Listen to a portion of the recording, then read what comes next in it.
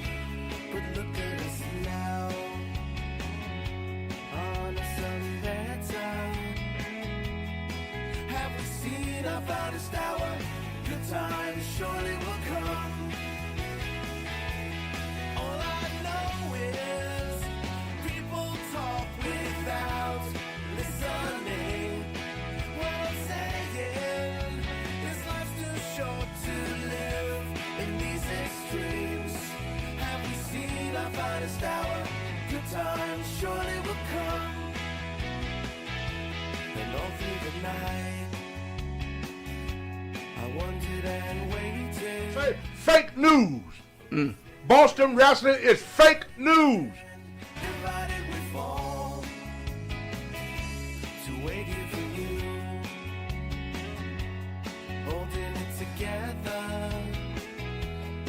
Just like a desert flower waiting on the rain to come. And all I know is annualized confusion. And what I'm saying is you don't realize what this means. Have we seen our finest hour? good times surely will come. Just like a desert flower, waiting on the rain to come.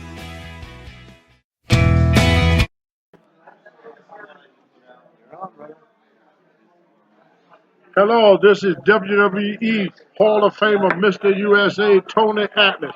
And once again, I'm here to tell y'all a little bit about being a wrestler back in the olden Why don't days. you tell them where we are, brother? We're all Right noise. now, Larry, you notice a lot of talking. Larry just reminded me where I'm at. Sometimes I forget where the hell I'm at. But right now, we're at the celebration, the first Comic-Con done at the Ramada Inn here in Lewiston, Maine, right here on Pleasant Street.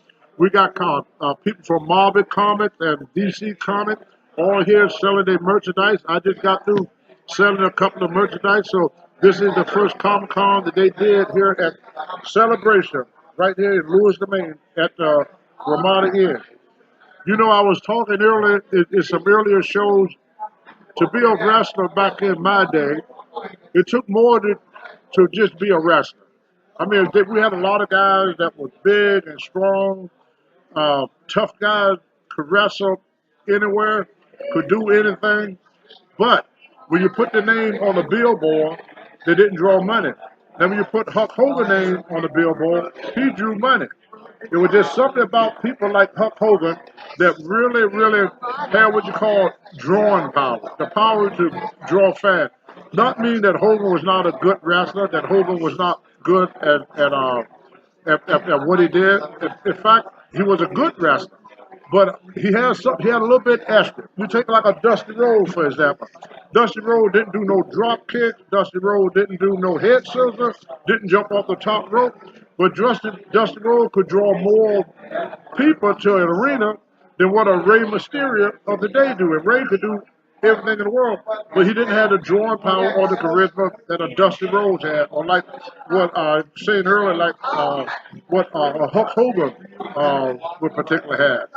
And one of the things that about wrestling that made it that way, everybody had a different character. I mean, you know, you must have heard me say this 1,001 times. We was crazy as hell. Well, I want to take that back. We were not crazy as hell. We are crazy as hell. There were things that I did that I knew was crazy, and for some odd reason, I ain't stopped yet, Larry. I still do crazy things because a wrestler, he would wake up the next morning. Like I said, we didn't have entertainment back in the day. We didn't get to go to movies. We didn't get to go to watch television. We didn't get to go to the park. We didn't go and do this simple thing that people did because we had to create our own entertainment. Well, I hear CM Punk talk about it. I hear what is his name, Honky Tonk Man talk about it. Yeah. I hear a lot of wrestlers from the time talk about one thing. And the one thing they all used to talk about is Tony Atlas having a foot fetish. First of all, I do not have a foot fetish. Let's get it straight.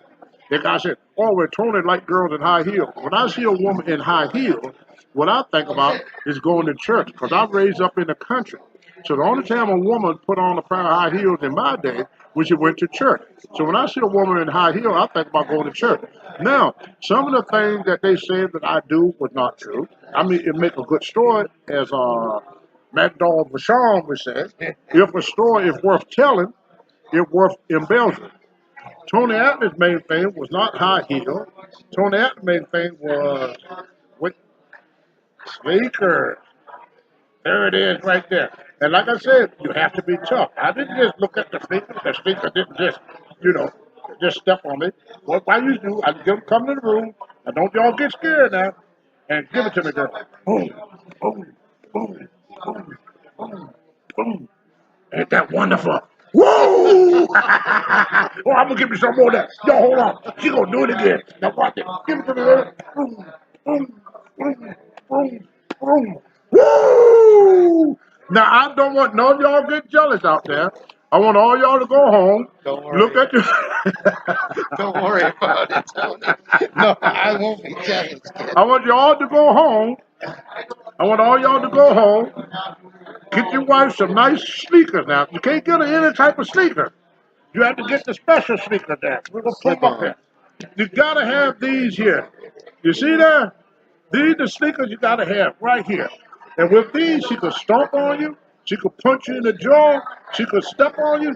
These are the sneakers. Look at them one. See, that's one leg. Now look at the other one. Two of them. See, they ain't that pretty. Have you ever seen anything look so good? Now, these sneakers here are for one reason and one reason only. They is for giving you a See that? Look at that. Oh, boy. Woo! You don't wear those? You don't Now wear those you in know. the street, do you, Tony? No, you don't wear them in the street now. No. These shoes never seen the outside door. Because once you get on the outside, you know, you get kicked in the face, but, you know, when you lift the shoe off, you got dog poop, rocks and gravel and everything else in your face. But that was something I always enjoyed. I'm not ashamed of it. At one time, I used to hide. A lot of guys would hide what they like. And the thing about pro wrestling did for me, especially, they made us be a little bit open about who we are. You know, you hear a lot of stories of I hear this guy used to do this, I hear this guy used to do that, and this and that. But here in today's time, things are better now in some ways, not in all ways. I mean, you can't make jokes like we did back in the day, but in some way, things is a lot better because people are a little bit more open about what their likes are, And they're more tolerant. and people are more tolerant. I was reaching out there, I can't think of his name, but with this one wrestler, I used to wrestle with him in 2008. And then a guy showed me something on the computer the other day. Rex Tyler. Rex Tyler? Well, he was a big, strong, 6'4" built guy. Rex Tyler had the dreadlocks. Oh, Yeah. Tyler Rex. Tyler Rex. I'm Yeah. sorry, Tyler Rex. Well, now he just came out and, you know, he's a transgender. But during the time where Pat Patterson was wrestling, Pat Patterson could not come out and tell the general public that he was gay. It was like they pick a certain image of a wrestler, and being gay was not an image that the promoter wanted to promote. So he, for years and years and years, Pat had to keep this a secret. Then in Legend House, which a lot of the wrestlers already knew, but in Legend House, Pat finally came out and explained about what he was all about, which I had no problem with. And that was a good thing about being a pro wrestler in my time. We all had our hangs up. Mans was a sleeker, another guy was high heels, another guy just had, you know, everybody has something that they like. And we would ride up down the road, we would talk about it. Like I was riding with SD Jones, and SD was funny. I love him. SD would come in and, hey, boss man, look at the shoes, boss man. Look at the shoes, boss man. She got the nice shoes. You like the shoes, boss man? Yeah, boss man. That was SD Jones. You know what I'm saying? Pat saw Jim Duggar, used to come up and say, hey, you don't want to take your shoes off wearing that guy. So all the guys had different things that they liked, but the thing about being a wrestler, nobody criticized nobody. Because everybody had their own little hang up, their own way of entertaining.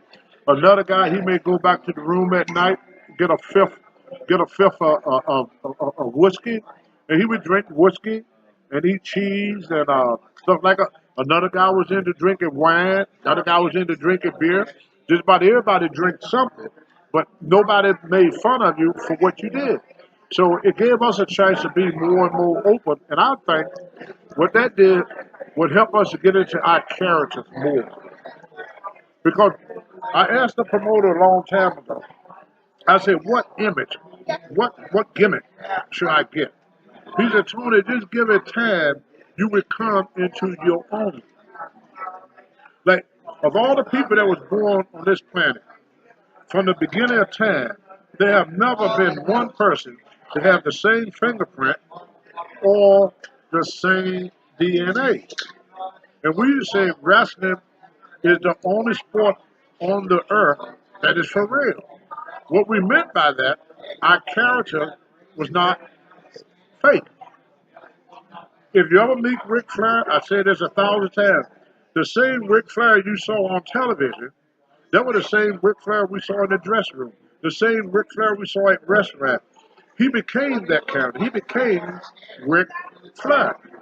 People ask me in the gym, because I still lift pretty heavy, Tony, why you lift such heavy weight? Well, that's Tony Atlas. I told him, I said, I got to be Tony Atlas. I can't come to a wrestling event without the gun. They're not as big as they used to be, but people expect to see Tony Atlas with the gun. That's what people expect to see. They want to see some muscle on me. They don't want me to show up and have absolutely no muscle. That's my character. I'm being myself. You take like the Freebird. They didn't act. Andre the Giant was his character. Andre did not fake who he was. The Muda, that was her. She didn't fake who she was. Even the Ultimate Warrior. If you met the Ultimate Warrior in wrestling, if you met the Ultimate Warrior out of wrestling, he was the same person. He was the same person that you saw in the arena. Nothing changed about these guys. Today, what have changed is that you have the wrestler, but they are not able to be themselves. You have a writer that they would call, and they would write the script of how they want you to be. They would tell you how to wrestle, they tell you how to talk. And when I got with Marty and the Pharaoh, I said, Marty, what I like to do is do the interview, do a talk show the way we did it when wrestling was wrestling. The promoter would come out and say, Tony, I want you to do a 30-minute promo. You're going to wrestle Hillbilly Larry Huntley. And that's all he would tell me. Then I had to get out there and just cut a promo. You know, just right off the top of my head. There was no paper, no script, no nothing. I had to just do this 30-minute promo. So I would come out and, Larry Huntley, you let me tell you something. I wrestle all over the United States. I wrestle all over the world. And let me tell you something, brother.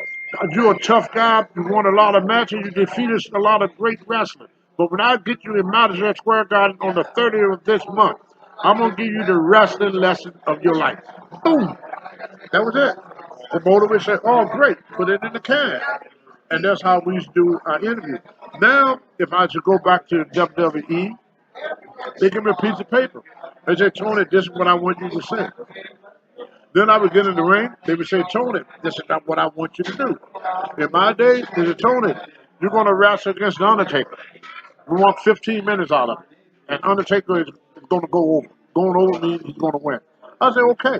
So me and Undertaker, we don't have a word between us.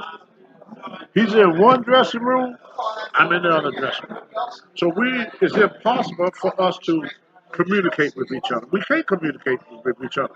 So what we have to do is, when we get in the ring,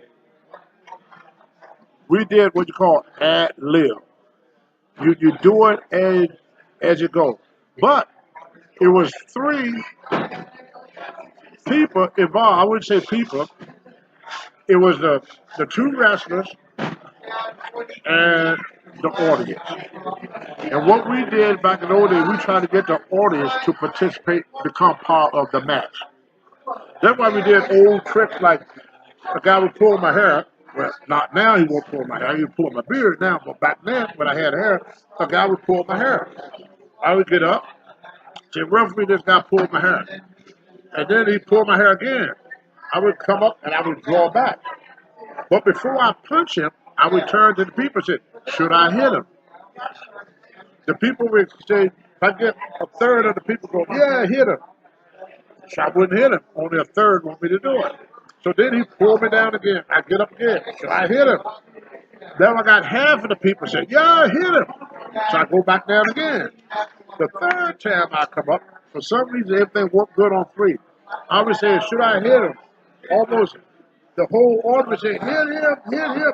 Then I nailed it. By doing that, we got a cheer every time because I involved the people in the match. You know, we should get the people involved, like the bad guy would come out, like George Two-Turn Harris.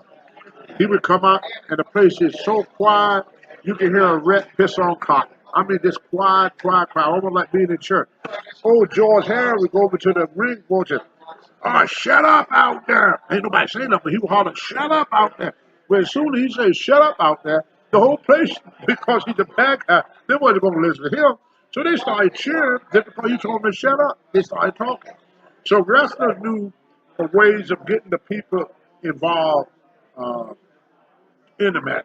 And that's what made wrestling so much different than what it is now, because it took the involvement of the fan. We just didn't go out there and just did our own thing and didn't think about how the fan felt about it. So you had to work, in my day, you had to work with the people, you know. And some of the guys sometimes didn't learn how to do that. And he was a guy that really didn't draw a lot of money. Like what Hulk Hogan would do when he get ready, he feel the people want to cheer for him, he would just walk over. The first guy I see doing it was Dusty Rhodes. The first guy I saw done this, what I'm going to show you now, was Dusty Rhodes. Dusty Rhodes would put his hand like this, go to this crowd, and go to this crowd. And every time we do that, these people would cheer, these people would cheer. And then he would do both ends, and the whole place would cheer. Now, once you get all the people to cheer like that, what Dusty would do, that's when he would do his thing. But now he got the people involved. You got the people behind it. And that's what made the wrestling a little bit more entertaining, where the people could become part of the show. And today, everything, like I said, is done by writers. They go to college, they get a degree in different creative writing and stuff. And then they would come to me. They won't talk to me about anything. So my character would never get to be involved in the match now, you know. So a lot of guys, they have different ways of getting themselves over with the people. One of the hardest gimmicks in pro wrestling to do, probably right now today, was wearing a mask. Because if somebody got an armbar on me, I could sell it with my face. My facial expression, like I can show the people I'm in pain through my facial expression. Now, if you wear a mask, a guy is doing your arm, you don't have the facial expression. That's been eliminated. So wrestlers that wear a mask, they have to sell with their body. One of the best in my day was a wrestler called Mr. Wrestling #2. Used to wrestle at Rubberman Johnny Walker. And he was, what you call it there, when you was real flexible, double jointed. Oh, yeah. Like double jointed. I mean, he could put his legs behind his neck. You know, he was just double jointed. You could twist his arm all the way around. It wouldn't hurt him because, you know, he wasn't called double jointed. Well, he wrestled for years and years and years as Johnny Rubberman Walker, Johnny Walker. And then he got this break in Georgia where he's going to wrestle Tim Woods, who was Mr. Wrestling #1. And they brought Mr. Wrestling #2 in to be a bad guy, a heel. Well, what ended up happening, he got his break by accident, because what ended up happening was Wrestling 2 got unmasked by a fan accidentally and got his finger bit off, which right away they started pushing Wrestling 2. But he was in later years when he got his break. He was almost in his late 40s or so, you know, when he got his first break in pro wrestling. So sometimes a wrestler would get his break very early, like I did. You know, I was very lucky that 2 years into the business, I was what you call the main eventer. Wrestling 2 was in the business for 12 years before he got his break. Tasmania, 14 years before he got his break. So, Tasmaniac. Yeah. By the time he got his break, he was in the business for about 15 years. Tommy Dreamer, he didn't get his break right off the bat. He was in the business for 5 or 6 years, maybe even as long as 10 before ECW came along when he got his break. Because I met Tommy Dreamer back in the late 80s, early 90s. We were working for ICW, International Championship Wrestling. He was on his way up, him and the Patriot, Tom Brandon, and the Tasmania with him and his brother. And these guys were trying to make a reputation for himself. You take Cactus Jack. He didn't get a break right off the bat. He wrestled 3 or 4 years before he even got a break. Got his first break, but I wrestled him in '89, and then about 2 or 3 years later, he went to WCW and became a big star as Captain there. So for some wrestlers, they call them like shooting stars. They go to the top of the heat right away. Then you got other wrestlers that it take years and years and years and years and years for them to get top. Hulk Hogan, for example. I wrestled Hulk Hogan in the late '70s, '78, no break. '79, no break. 1980, no break. He didn't get his break until the Rocket movie came out, which was what, 82. 82 or something. So when you look at probably that 85 or something. No, it had to be before that. No, he wasn't champion in '82 because me and Rocky won the belt then. Backer was still champion. Because me and Rocky won the belt is '82. Yeah, but he was there, but he was putting over. I know I beat him in '81. No. He went to AWA and was a got a break there. Yep. And then Vince hired him in '83. '83. Yeah. So you see, it took Hogan a while to get to where he's at. Brandon Savage, even though his father was a big star for many years, Randy didn't get his break until the late '80s, early '90s. And he was around for years and years and years. I even got a booklet I was looking at, the Georgia Championship Wrestling, where Randy Savage was a preliminary guy. He was on the bottom of the card, and I see guys that Dino Bravo and all these guys, it was like in the '70s, these guys was like on the bottom. So it took a rest of anywhere between 5 to 10 years before they became a main eventer. As I said earlier, I was kind of lucky because of my physique. The promoter started pushing me to the top at a very young age. So if you got my book, I put in my book, Too Much Too Soon. That came from a wrestler by the name of Wahoo McDaniel. George Scott was talking about making me Mid-Atlantic champion. I only been there for 3 years. They want to make me champion. And Wahoo said, "You're pushing them too fast, George. You're giving them too much too soon." Most of the time before a wrestler made it older, they made over $1,000. They have been wrestling for 3 or 4 years before they started making that type of money.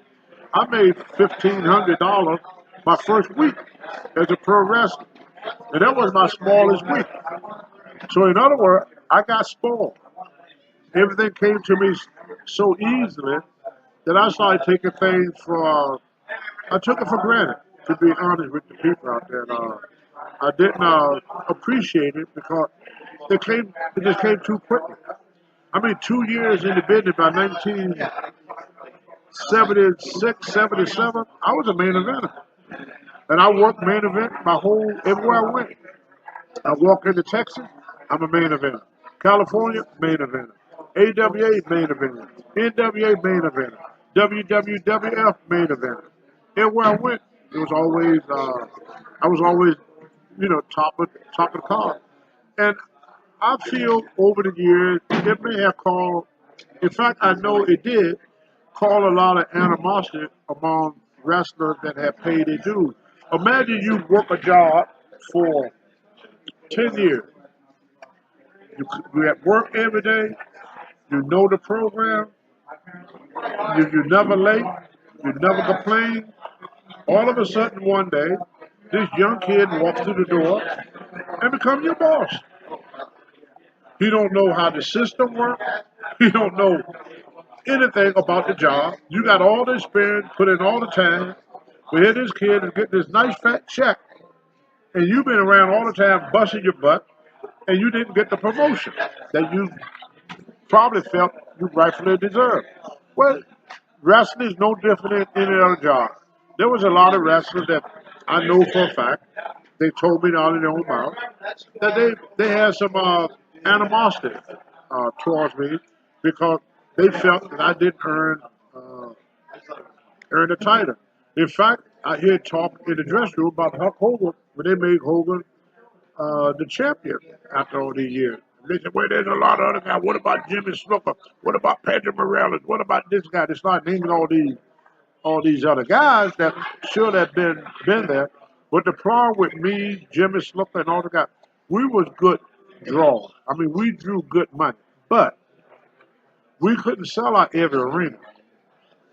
We couldn't put the butts in the seats like Hogan could. We didn't have the charisma that Hulk Hogan did. I hear people talk about Dusty Rhodes. Because Dusty Rhodes was a chubby guy. He had no build, no muscles or nothing. But when you put Dusty Rhodes on the car, especially in Florida and Georgia, down south during that time, I mean, y'all saw him up here on the WWF, but I knew Dusty before That was we at the came. end of the road. Yeah, that was the end of Larry Manning. That was the end of our Dusty career. But if you ever saw Dusty in a Cherry Funk or Harley Race, even Ric Flair, if you ever saw Ric Flair in his heyday, the first question that came to your man was Ric Flair was the greatest wrestler, greatest entertainer of all time. There was nothing Ric Flair could not do in the ring. And outside the ring, he was tough. One thing I say 1,000 times, I can get in a fight with Larry Huntley. Larry is a wrestler. If I lose a fight with Larry Huntley, it's no big deal. But if I got in a fight with a wrestling fan or a spectator and I lose the match, the promoter will fire me. Because people seeing us as being the toughest guys walking the face of the earth. We was looking at that being big, rugged, tough. Killer Kowalski, Ox Baker. These guys, they even look like monsters. Mad Dog Vachon, these guys. Bob Orton Sr. They was like rugged guys. So when they see a wrestler, the first thing they thought, you don't want to fight a wrestler. He's a professional wrestler. You don't want to fight him. So the last thing a wrestler want to do is get into a fight with a guy that's not a professional fighter and lose a match. It's kind of like Mike Tyson going to a bar and getting beat up by the bouncer. I mean, it's very hard to call Mike Tyson heavyweight champion of the world when there's a bouncer, in Lewis and Maine that can whoop his butt. Well, it was the same thing in wrestling. It was very hard for me to be Mid-Atlantic champion or WWE Tag Team champion with the Rock Father, Rocky Johnson, and then go to a local bar and get whooped. So what I did, I made sure that I kept myself in the best shape possible. I made sure that there was nobody stronger than me. And what I used to do to make sure that my strength was more than other people's strength, what I would do is I would compete against other athletes. So when most wrestlers would go to the gym and work out, I would go to the gym and work out, but then I would look on, they used to put these flyers up on the wall. So I look on the wall and I would see, oh, they're going to have the New York Powerlifting Championship. I'm going to go to that. See, I never trained for a contest. Never trained for a contest. I stayed in shape year round. I was like an early version of Tom Brady. Brady is the way Brady is, because Brady never let Tom Brady get out of shape. In the off season, Tom Brady works out. A lot of athletes, they would take the off season off and just relax, and then when they get close to season, they would work to get back into shape. A lot of bodybuilders would let themselves get out of shape, not totally out of shape, but then when it comes contact, they would get in shape for it. A lot of powerlifters, they started training for contact. Me, I would go into town on a Friday. The poster be up on the wall. There's a contest Saturday. I would sign up that Friday to compete the next day. Because every day I went to the gym, every Monday and every Thursday I did bench pressing. And I would take 500 pounds. And I would try to get as many reps as I can. The most I ever did, I used to do 500 for 5 reps. Then I would rest for 2 minutes, do it for another 5 reps. And I would try to get 25 reps with 500 pounds. Now I started moving up later in my career, where I would go up to 550 and get 3 to 4 reps with 550. When I was able to get 5 reps with 550, that's when I started going to the contest. But I knew as long as I was able to do 500 pounds for reps, I could win most any powerlifting meet I went to. Back in them days, if you bench press 500 pounds, that was a lot of weight because they didn't have shirts. Now you see they got the lifting shirt. Now, I was in a contest here in Louisville, Maine. In fact, it was right here in this building where we're at now at the Ramada Inn. Russ Barlow, the local promoter and the local power lifter here, he put on a contest. And I was lifting against a guy. The first attempt, I did 500 pounds. Where the guy that lifted against me, he did 500 pounds. Then we went to 550. I did the 550. The guy that was with me, he took the 550 off. He brought it down. His shirt ripped. The weightlifting shirt. Did you wear one? Were you I wearing never it? wore a shirt. Okay. I never wore a shirt. His shirt lift. So now he got to lift without the bench press shirt. He bring that weight down. That weight never left his chest. See, these shirts, if you got like a 500-pound bench, with the shirts, you could do maybe anywhere between 50 to 100 pounds more than what you could do. They assist you. In fact, some of the shirt, a guy bought a shirt one time and had me to help the spot him. He had 400 pounds on. He take the 400 pounds off, he bring it down to here. The weight won't go down no more. He had to pull it down to his chest. I had to push the weight down to his chest because the shirt is so tight. It couldn't touch his chest. Couldn't touch it. But as soon as you put it down to the chest, Pop up. from here to here, you not lifting. This is how much you not lifting. So you got a shirt on, this is all the lifting you got to do. That's the lift. The shirt is doing the rest. Then they came up with a squat suit. Whereas the lower you go, the tighter the suit gets, we give you a resistance to come up out of that pocket. I never used none of that. I used to lift in a tank top, so I did all my benching raw. Now, I probably could have done over 700 pounds if I used a shirt. But I always felt if you use a shirt, you didn't lift that. Not all of it. You take guys to Ted RC, they did 700 pounds. But I work out with Ted RC. His maximum bench without a shirt was a little bit over 600. But with that shirt, he could do 100 pounds more with that shirt. I always felt that was cheating. Guys used to wrap the knees and wrap the elbows. And we used to call all that stuff. We call all that stuff cheating. We said that person is cheating. Because you're using it using a system. So that's how come I was able to compete in both wrestling, bodybuilding, and powerlifting all at the same time. At the beginning, around September, the beginning of the year, I would go into a powerlifting contest because then I would bulk up to put on the side. And then when I feel myself getting too bulky, I look for a bodybuilding contest to go to, and I would go on a 6-week diet. And for 6 weeks before the contest, all I would eat is meat, veggies, and fruit. No pasta, no rice, if it wasn't green, I wouldn't eat it. I ate salads, I ate collard greens, I ate kale, green beans, cabbage, carrot, but I wouldn't eat potatoes. I wouldn't eat a potato. Carbohydrate. It was too much, yeah, because it's carbs in everything you eat.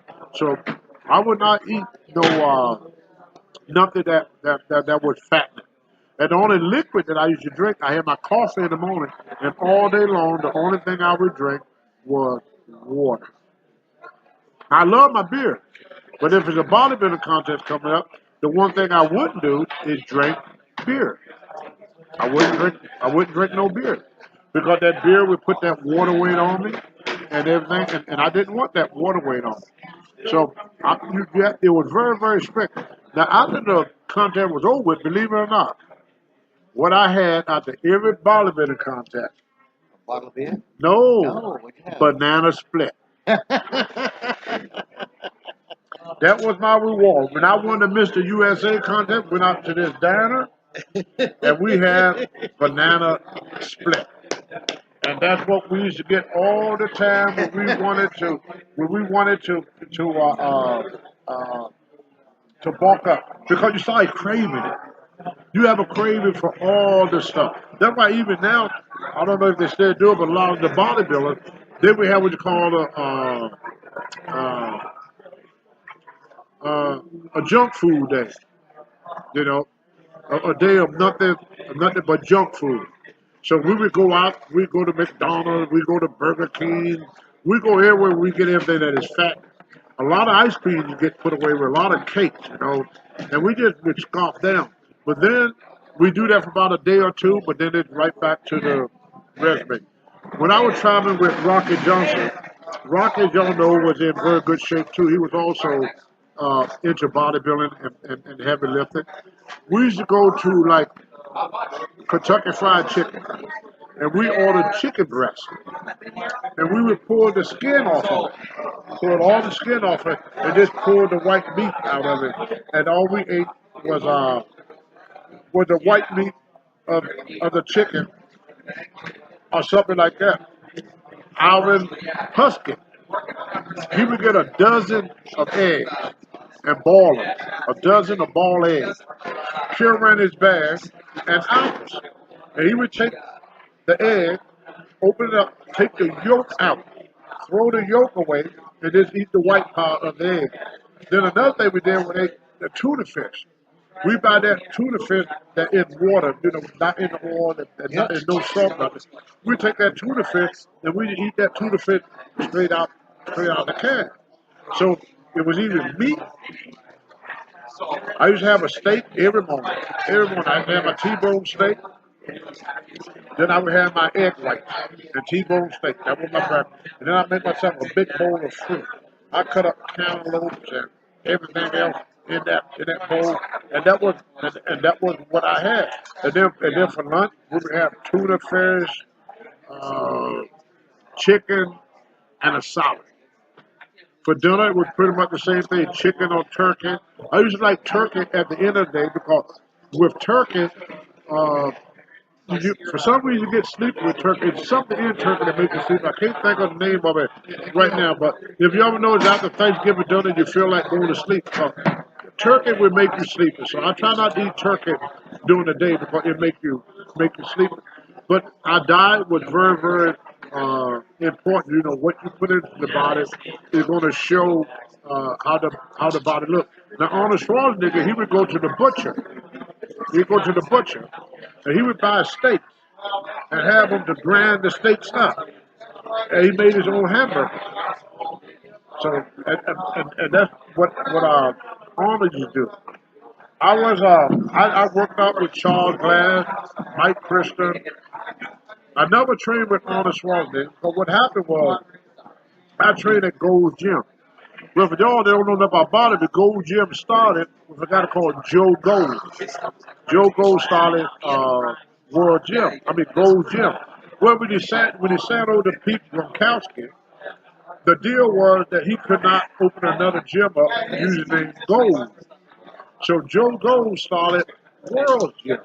And so Arnold went to World Gym when he worked out on time. He would come by, Gold, say hi to everybody, you know, make jokes and everything. He was a good-natured guy, very good-natured guy.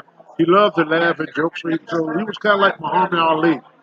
You know, Ali liked to joke a lot and make jokes. You know, make people laugh. And Arnold Schwarzenegger is just like Muhammad Ali.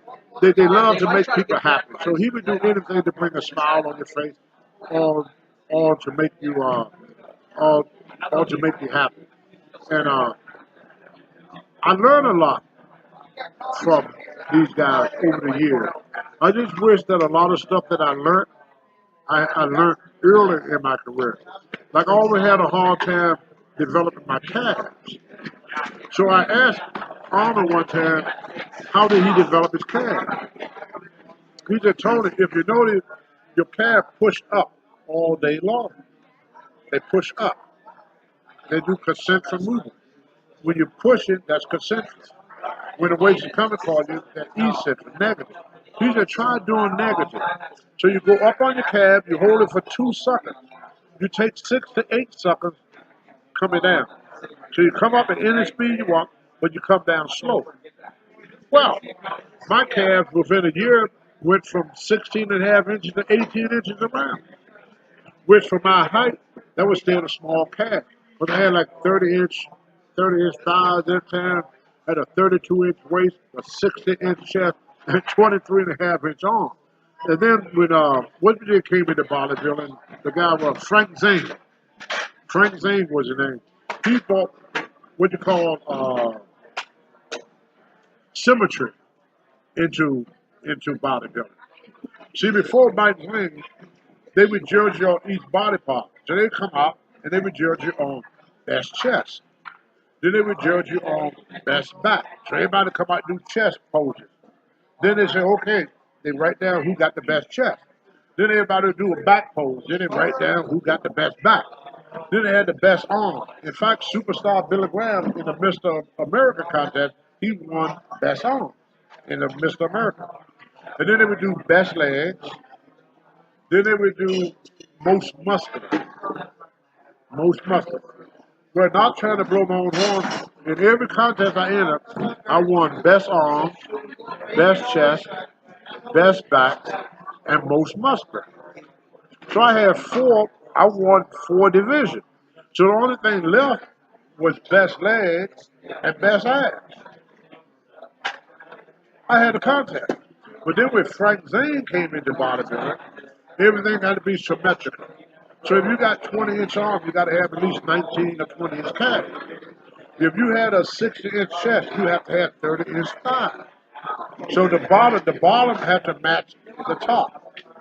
Now, one of the guys that I thought, he did a little bodybuilding, but I thought he could have been Mr. Olympia if it had been for his wrestling career, was 2 guys.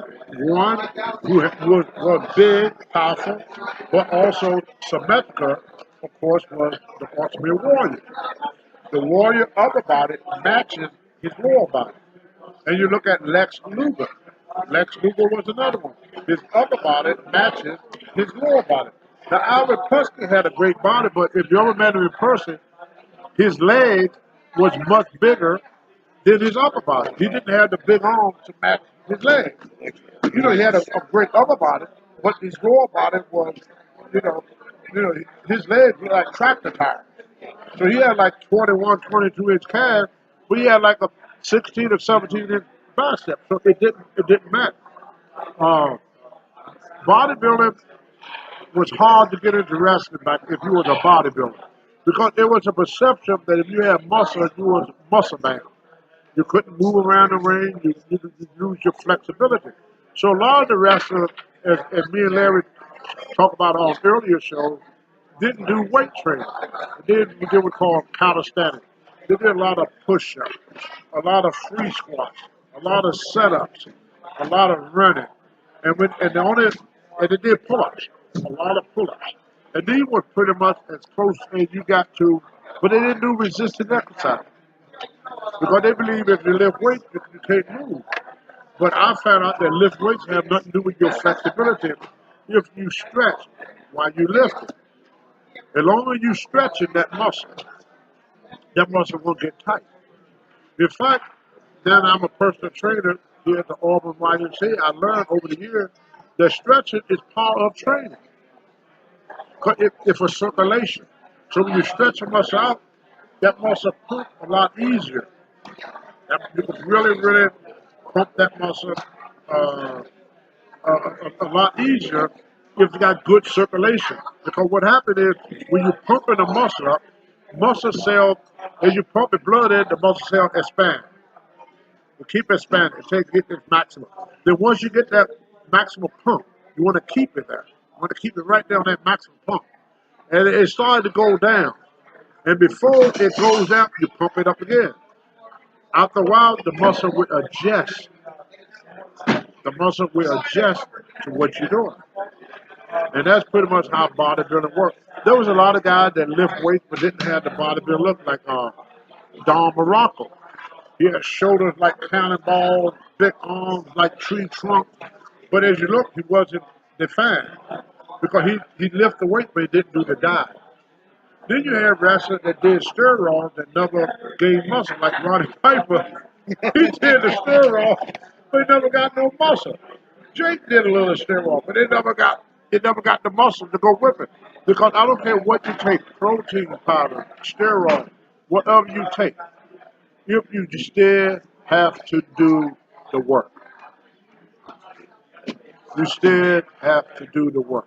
What the steroids did was, if you're able to work out for 1 hour without getting tired, the steroids help you to work out 2 hours without getting tired.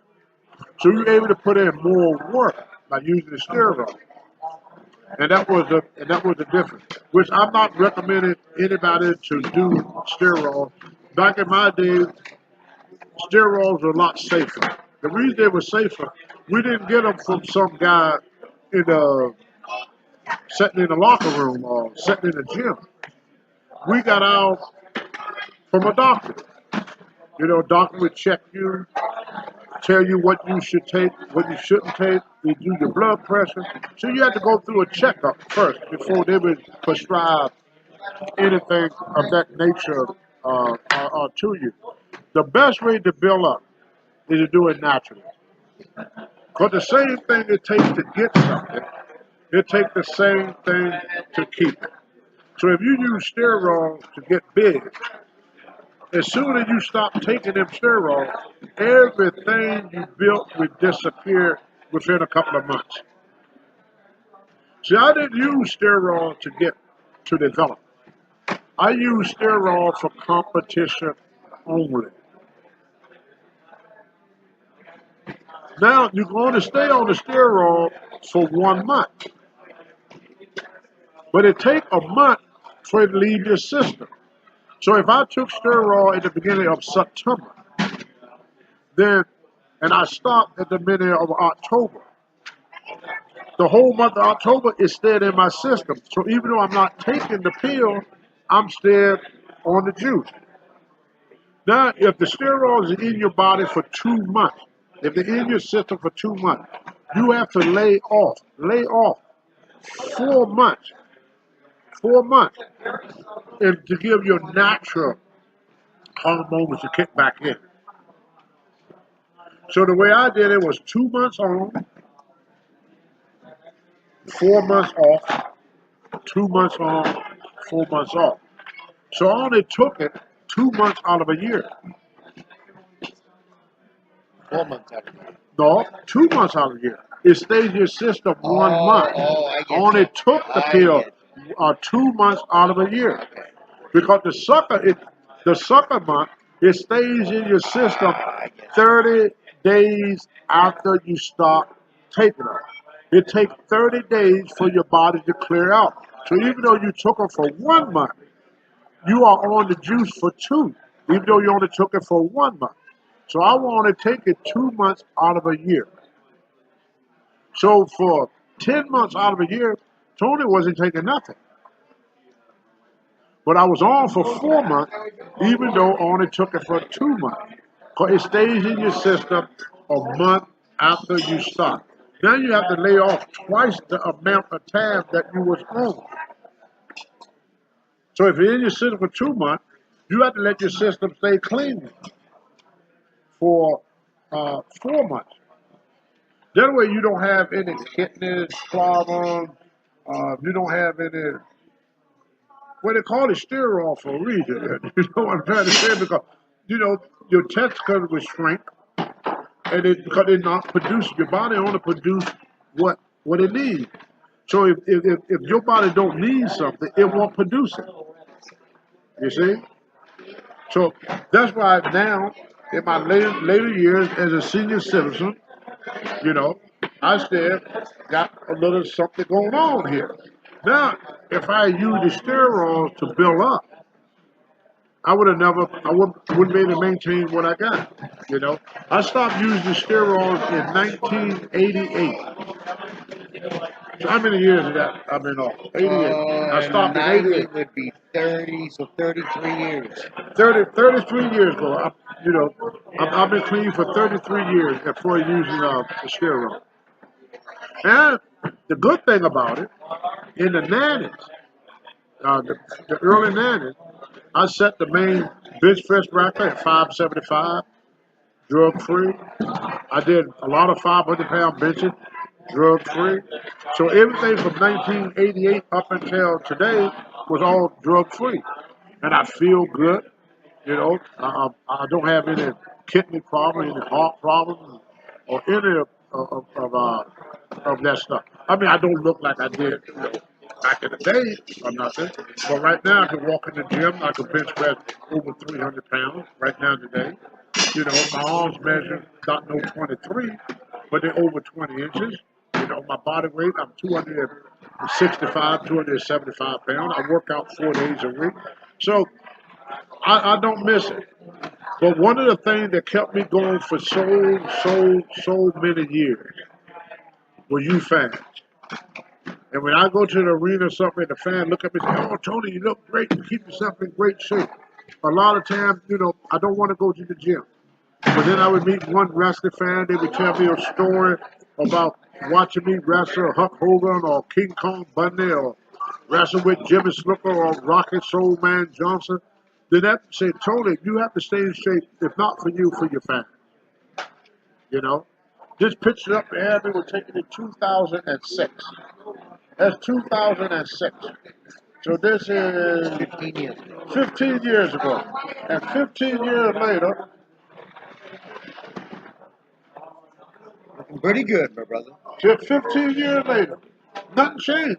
Got a little bit more grayer, a little bit more uglier. I think my look comes from getting kicked in the face there. In fact, where that shoe girl at, Larry? It's over there. Hey, young lady, I'm gonna get this young lady come and kick me in the face there a little bit more, brother. I'm gonna have me a good old hand. This is my Christmas present. Y'all may think I'm weird, y'all may think I'm crazy, and you know something? You're absolutely right. Because right now, I'm gonna get myself a little foot action going on here, and I don't want none of y'all criticize me because we all got something that we like. You may like something that I don't like, and I may like something that you don't like, or vice versa. But you know what Tony Adams like? CM Punk, all you guys always talk about my shoe fatty. This is the deal, baby. Look at that. Ain't that nice? This is going home, and what? Give it to me, girl. Boom, boom, boom, boom, boom, boom, boom. Ow! Larry, what do you think about it? Look at old Larry. He ain't seen nothing like it. See, that's what Larry need. Larry need a woman to throw him on the ground and stomp him in his face. He need a good face stomping. Every man out there, if you don't let your wife stomp you in the face, you weird. But I want to thank all you guys. And Monty, thank you for giving me this great show. We still got 8 minutes, Tony. We got 8 minutes left, but I want to tell y'all a story about Andre the Giant. I don't know if I told this story or not, but I just want to tell it anyway. Andre, when you talk about strength, just strength. I never met anybody that strong. I mean, Mark Henry is the second strongest person I ever met. The second. Andre is the first. Andre didn't go to the gym. He didn't work out. He just was so big, so powerful, so strong. I seen Bill Eden at 275 pounds jump over the top rope.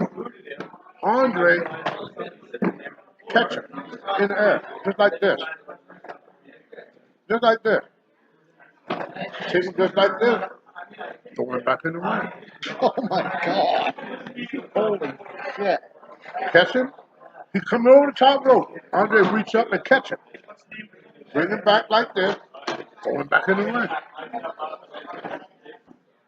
I see the guy scrape Andre's car. Andre get out of the car. The guy was stupid enough to pull over.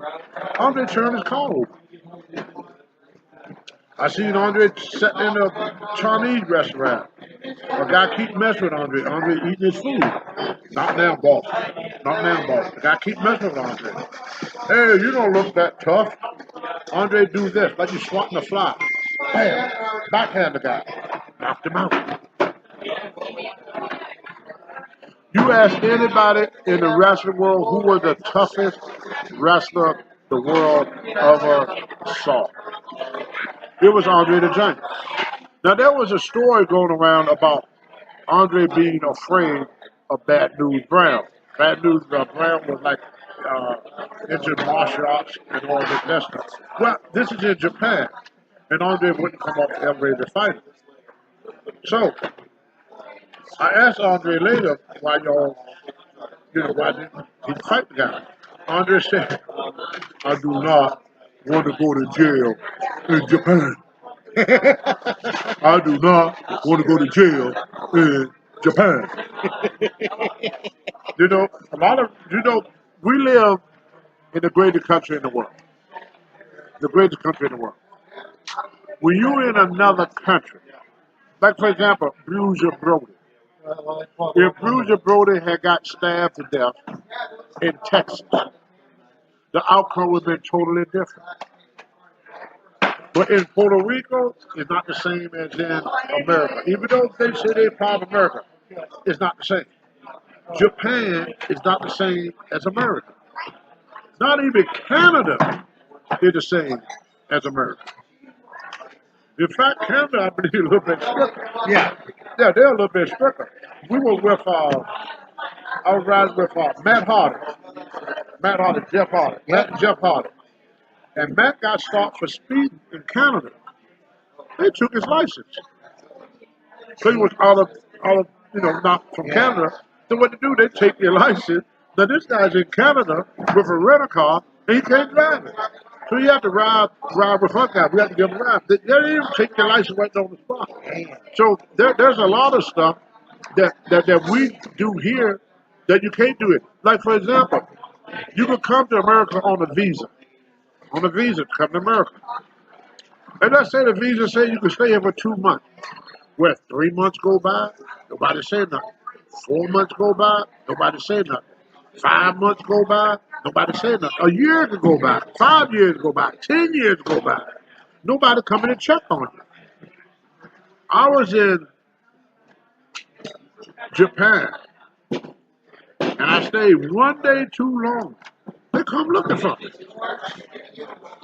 They come looking for you the next day, brother. Everybody don't have no illegal in these countries because the laws there, we got good laws here, but I don't think we enforce them. Oh, yeah. And I don't think you America really want them to really enforce these laws. They got laws on the book, but our government is a lot lenient.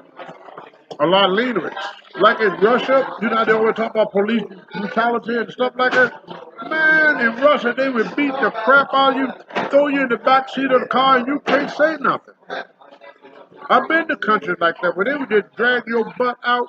I was in Cairo, Egypt, and all the wrestlers would go to Egypt. The promoter would keep the passport. They do that so the wrestler can't separate in Cairo, Egypt. Well, I went shopping, and we'll come back, they have roadblocks, just random roadblocks. There don't have to be no reason. They just do roadblocks. So they stopped. I don't have my passport. The first thing they did, put a gun to my head, tell me to get on the ground. I laid on the ground, and the other guy that was taking us around, he had to go all the way to the hotel, get my passport, come all the way back to prove who I was. Otherwise, they weren't going to let me go. Wow. In Japan, when I lost my passport, I had to,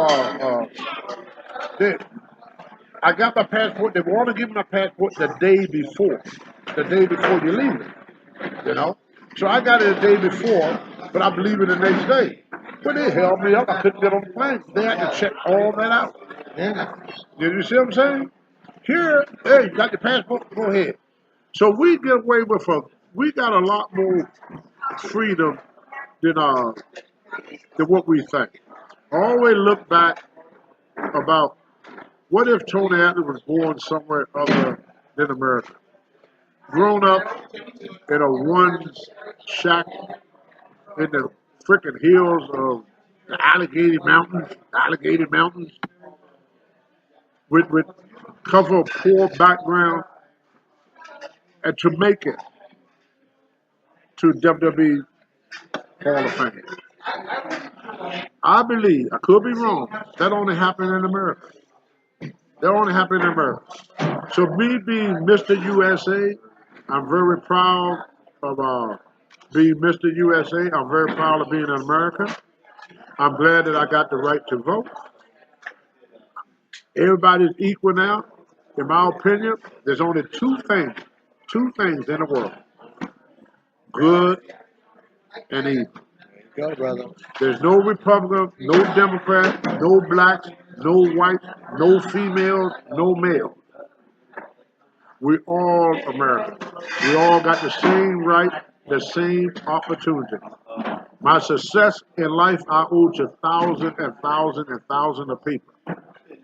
My failure in life I owe only to myself. One final thing before we leave. Once again, thanks for having us at Celebrations. There's Tony and his best friend there. Thanks again for having us here at the Ramada Inn. It was a great time. Thank you to everybody that showed up, said hi along the way. This is my friend Tony. Cool. Master Clucci. Coochie. There you go. Everybody have a great day. We'll see you at the matches when wrestling was real.